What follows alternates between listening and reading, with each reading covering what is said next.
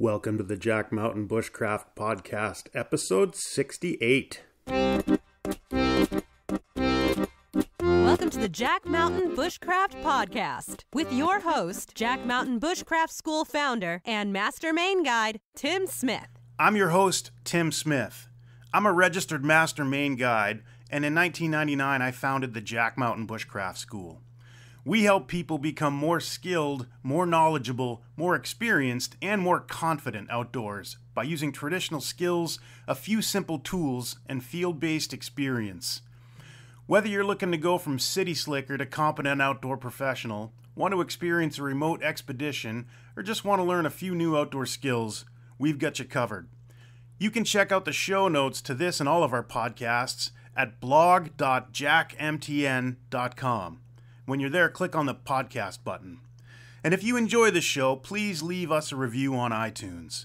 Lastly, the best way to keep up with our programs and trips is to join our email newsletter, and you can do that at jmbnews.com. Hello and welcome back to the Jack Mountain Bushcraft Podcast. I'm your host, Tim Smith, here with Christopher Russell. Hello. Sunday afternoon, and we are up to typical summer things. We seem to have had a pile of snow outside until about 4 days ago, and now it's definitely summer. There's millions of bugs. It's hot, humid, muggy. Yeah, by typical summer things, we don't mean like going to the beach, hanging out in the sun. We mean cowering in our sleeping bags, hiding from the mosquitoes and black flies. Yes, and it's pretty glorious. Yeah, it's wonderful. We're not actually in our sleeping bags right now, though. We could be in about 5 minutes if we wanted to. Yeah, if we had a couch, we could build a fort out of the couch cushions. Oh, man. Hide out in there. That's a pretty typical summer activity if you're 7. Yeah. Well. Perfect. So today we want to talk about assessment systems as a learning tool, how they fit into what we do here. And it's sort of a natural progression from our last discussion about the experiential anthropological approach. So that was sort of big picture, how we see our approach to things. And today we want to get more into, the nuts and bolts of how and why we do that during our long program. So, all that stuff was sort of pretty high-minded, and it was sort of like the ideal that we're striving for. But this episode, like you said, the nuts and bolts and how we put that into practice rather than just having sort of a big goal that we achieve. Man, I'm really losing this. Yeah, you're struggling there, I'm sorry. Crash and burn. No, I had about 5 minutes ago, my smudge pot went out. And then I had this moment that I imagine was similar to being in Alfred Hitchcock's The Birds, where I just looked up and there were just mosquitoes everywhere. So I'm still a little punchy from running away from them to get up here.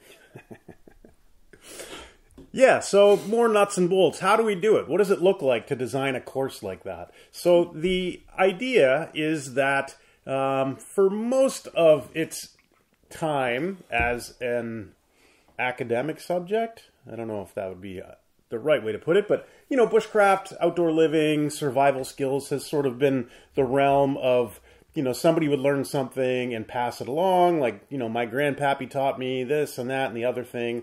And we're sort of in that transitional period where, one of my long-term goals has been to seek academic credentialing for traditional wilderness skills. And by that, I mean, when I was a young guy, I was really interested in, how different cultures lived close to the land, but it wasn't an option to go and study that. So because I wanted to do it then, it's been sort of my thing to get that into the academics at this point. So we've been pretty successful with that. We've got articulation agreements with 2 different universities. Our programs, I think we're in year 9 or something, where we've been working with the Veterans Administration. So, we've been very successful in adding an academic side to traditional outdoor skills learning. And, the reason we've been able to do that is because we treat it like an academic subject with assessment systems and testing and all of those things that, maybe some old timers would say that stuff has no business in outdoor education. But, in order to make it more legitimate, you can't just have somebody learn a new skill or be demonstrated something. Yeah. So on the last episode, we talked about, cultures and people that lived their whole lives on the land, and they would have a really good understanding of plants and animals and every organism that exists. They would probably know a little bit about, and that's something that we have to play catch up on with, because most modern people in the Western world don't know that, and for better or worse, they grow up learning in an academic fashion, and so we have to kind of use that pre-existing framework in order to get people caught up on knowing the stuff that's on the land, rather than just living it for your whole life and knowing, maybe you don't know the scientific names, but you know a heck of a lot more about beaver than I do just from living.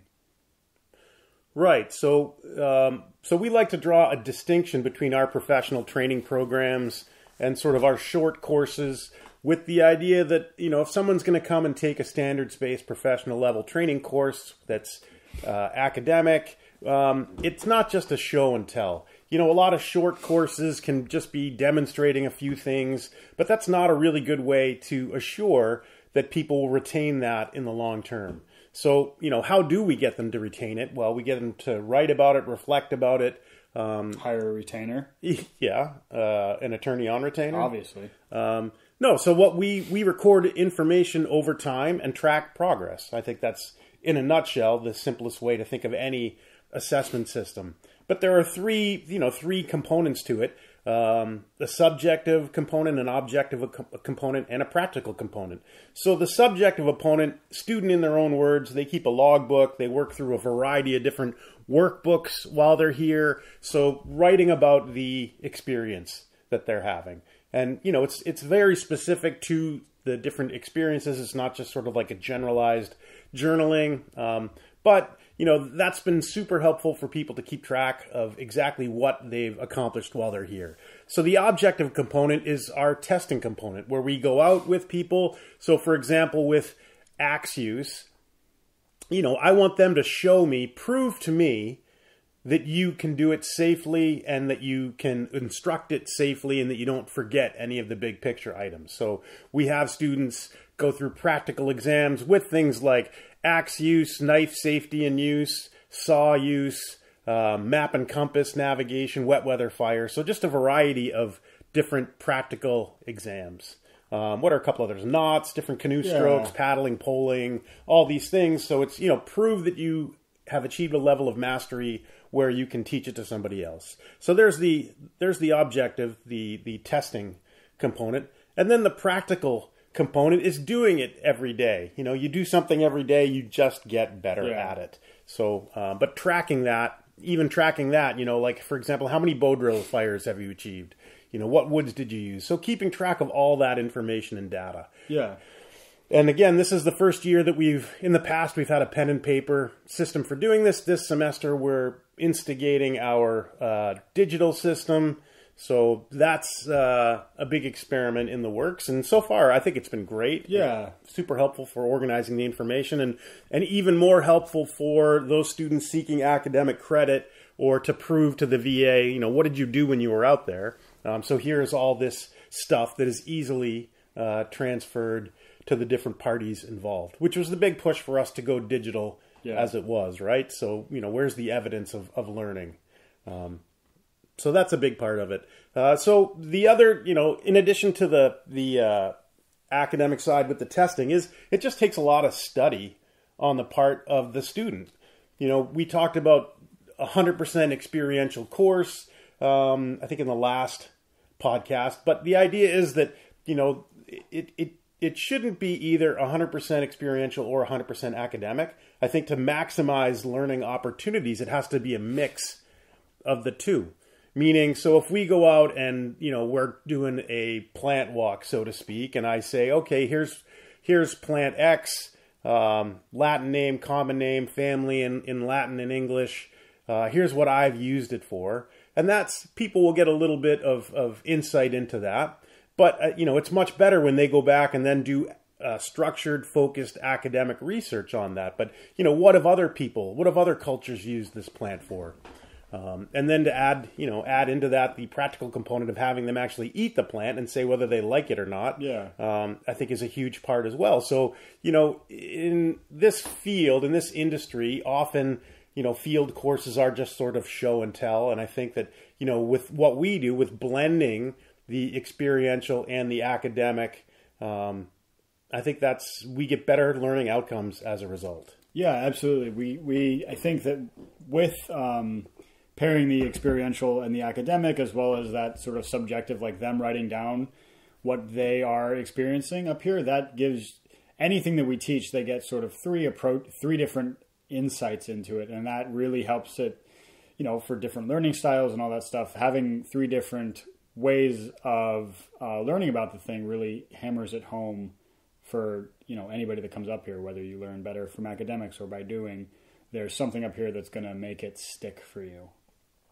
Yeah, definitely.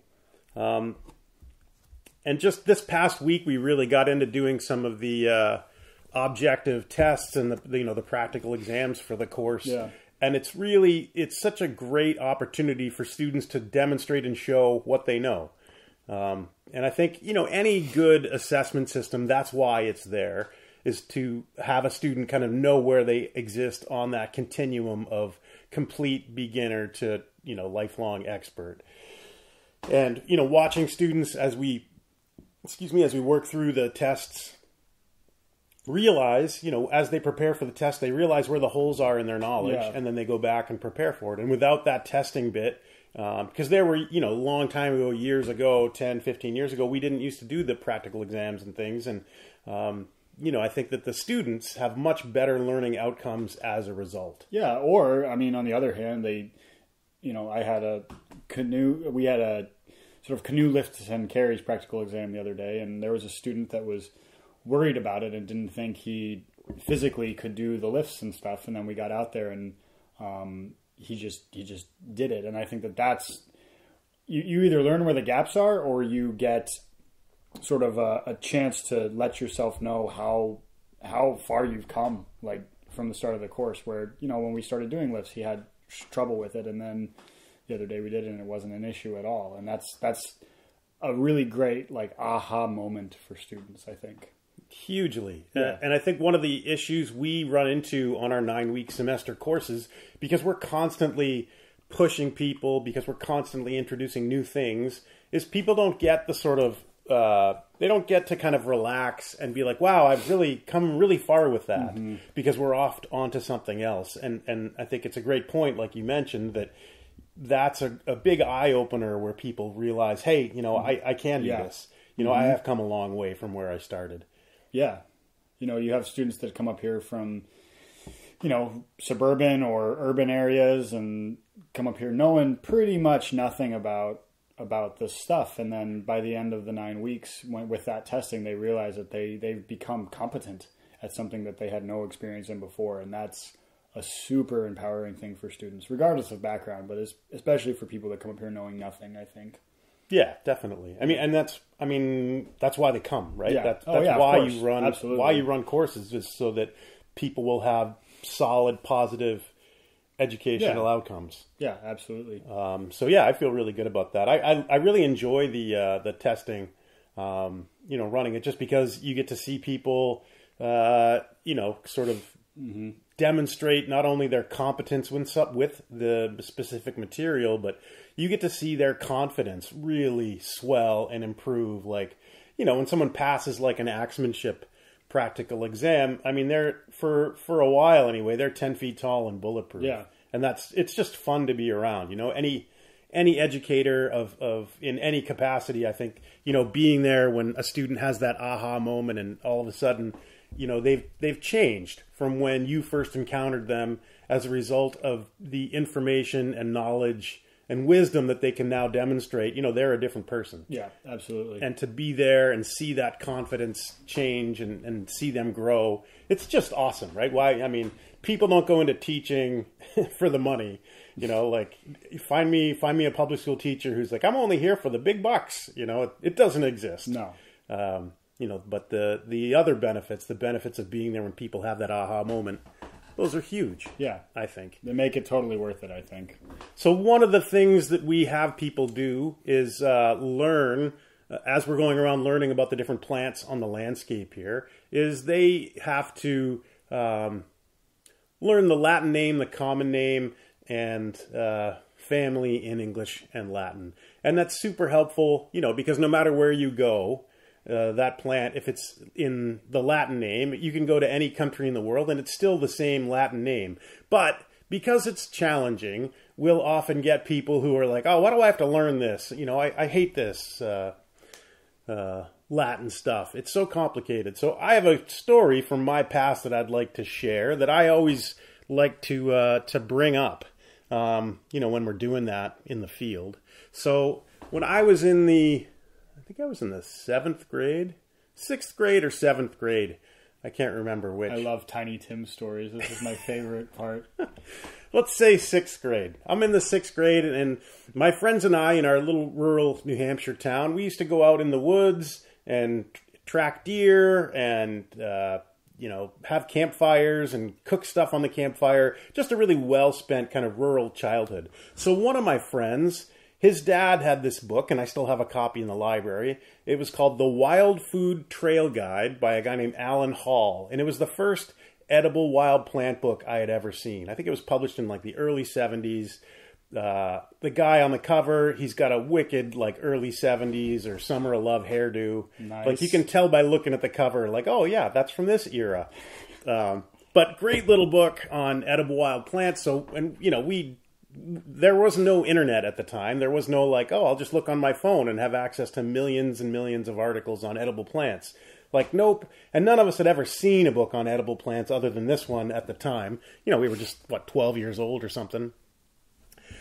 So, but we would bring that out with us and, we'd look up the plants that we knew and we'd always try to learn new plants while we were out.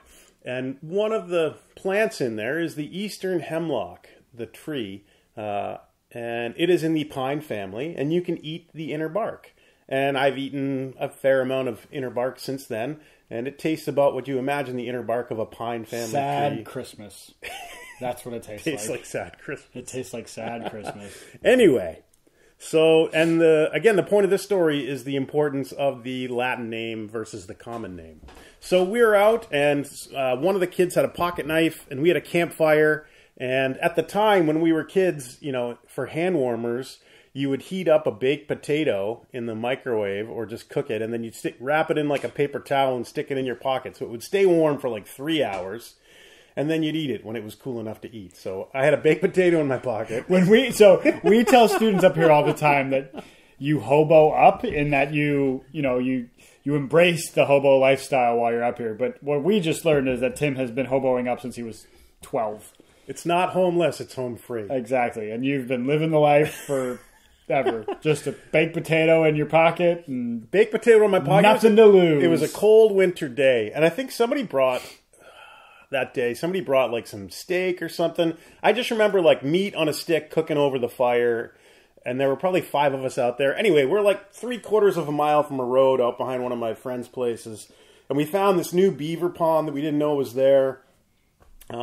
Just lots of fun for kids. Had a campfire, and my friend had brought his copy of the Wild Food Trail Guide. So the kid with the pocket knife, we found a hemlock tree, scraped out some of the inner bark. We all tried it, and, again... Sad Christmas. Okay. But it was just a really great, fantastic day in my young life. So I remember getting home that evening, and my mom... was talking to me, and she says, "Oh, what'd you do today, Tim?" And I said, "Oh, it was a great day. I was out with the guys. We were out behind this one guy's house. We hiked out, found this stream, followed it up, found a beaver pond. We had a campfire." And she's just nodding, like, "Oh, that's great," like nodding along. I'm like, "We had a campfire. We cooked some meat. We ate some hemlock." And that's where the record skipped. It was like, okay. And she's like, "Wait, you ate what?" And I said, "We ate hemlock. We've got this book, The Wild Food Trail Guide. It says all the wild plants you can eat." And she just starts freaking out. And she says, "Get up to your room." So I go up to my room, but, small house. I can hear everything that's going on. So she gets on the phone to Poison Control. And she's, I can hear her talking to the guy at Poison Control. And she says, "My son just ate poison hemlock, and, what I could glean from the conversation was that I had about 15 minutes to live, right? And I remember sitting there in my room at 12 years old, thinking, I guess I had a pretty good life. I don't really have anything to be upset about. Got a potato. I would have liked to have lived longer, but, I wasn't like a sub-Saharan child soldier, or, I had a family that loved me and I had a pretty great life. So I guess if this is it, and I'm going to the grave with a smile on my face. Hey, but turns out that I didn't die. No. And it turns out that there are several plants named hemlock with the common name. There is the tree in the pine family, Tsuga canadensis, and then there is the poison water hemlock in the carrot family of Cicuta maculata. And they have nothing in common. They're not related at all. They just share this common name, right? So the plant that we were eating, Pinus Tsuga canadensis. Pinus Tsuga canadensis, or eastern hemlock, is a big tree in the pine family, and the other one is a herb in the carrot family, Cicuta maculata. No relation at all. So at 12 years old, because I thought that my life was over and I was going to be dead, I learned very clearly the value of positively identifying plants. And I learned that the reason why there are those scientific names for plants is because there's only one Cicuta maculata. There is only one Tsuga canadensis. There's only one Highlander. There can be only one. Oh, that's right. There can be, yeah. There were a bunch of them at the beginning of the movie. And then at the end, there was only one. And then I think, didn't they have like 8 sequels? I don't know, but I really want Sean Connery's hat from it. I want that to be my goofy hat when we're paddling. Big feather. Oh, yeah. Yeah. Yeah. So the idea is that there is a reason why you have to learn those specific things. And if I go to Siberia, if I'm on the Kamchatka Peninsula up there, or if I go to like Finland, or if I go to, Hudson Bay, Cicuta maculata is still Cicuta maculata. But I can, throw a stick here and find a few people within the radius of how far I could throw a stick that would refer to different plants differently. So the idea of common names is you're just always right when you're saying something's a common name. The idea that we have a joke around here that if you can't identify a plant, there's a formula. It's an old Maine guide trick. Yeah, we're sharing trade secrets here, guys. The old Maine guide trick, if you don't know a plant, is pick an animal, a mammal that lives in that bioregion, and then pick a part of the plant. So if someone says, "Hey, what's that plant?" and I don't know what it is, I'm like, "Oh, that's deerberry, and that's mouse leaf, moose root." So you see the trend. Yeah, I get it. So we say this sort of jokingly, but with a common name, you're still right. Because maybe somebody does call it that somewhere. There's no there's no encyclopedia of common names for plants where it's a definitive ID. Yeah, and there's nobody to raise the BS flag on you either. That's sort of the problem. Yeah. But moose root sounds like an awesome ice cream flavor. Uh-huh. Yeah. I'm being helpful. So just from the perspective of, why bother studying, why learn the scientific names for things? It's because they're super specific, and no matter where you go, they won't change. And you probably know, if you're at all interested in wild plants for food or medicine, you probably know of a plant that has numerous names, right? So, for example, Cornus canadensis, the bunchberry or the dwarf flowering dogwood. So I just named 2. I did the Latin name and then 2 different common names. So you could conceivably be in a discussion with somebody where you're saying it's bunchberry and they're saying, no, it's dwarf flowering dogwood. And you're both right. Mm-hmm. But if you had said Cornus canadensis, you quickly cut to the chase and you'll know that you're talking about the same plant.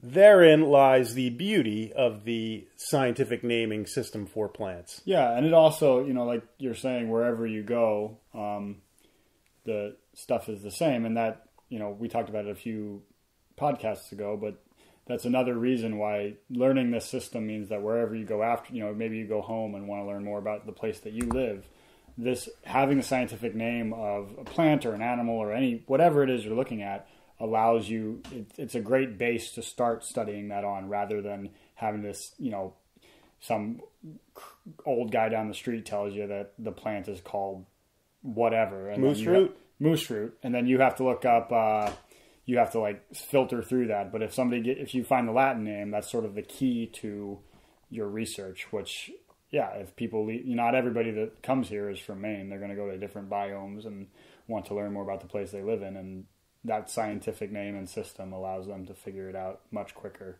than talking to the old guy who thinks a dandelion is called moose root. Yeah. No, agreed. Yeah. That's the beauty of it. And, as we tell people during our programs here, if you want to embrace the wild food lifestyle or just start to learn more about the nature around you, 2 components to that. Number 1 is getting a positive field ID. And that's where it's really helpful to go on a walk with someone who knows the plant. Because it's really hard to do from books. Even if you have some legitimate university botanical training, it's still not easy. You're using big keys and things. Yeah. So it's really helpful to have somebody there. But once you can get a positive field ID, then, the internet and a variety of different books, they're your friend. So, because if you can go out and find the plant, it's not super difficult to go find information about that specific species. So, yeah. Well, I guess that's it for today. So thank you for spending this time with us on this lovely Sunday afternoon. Mm-hmm. If you found this thing useful or you want to help us spread the word, leave us a review or send it to somebody. Let people know what we're up to up here. But thanks again for listening. Hope you guys have a great day.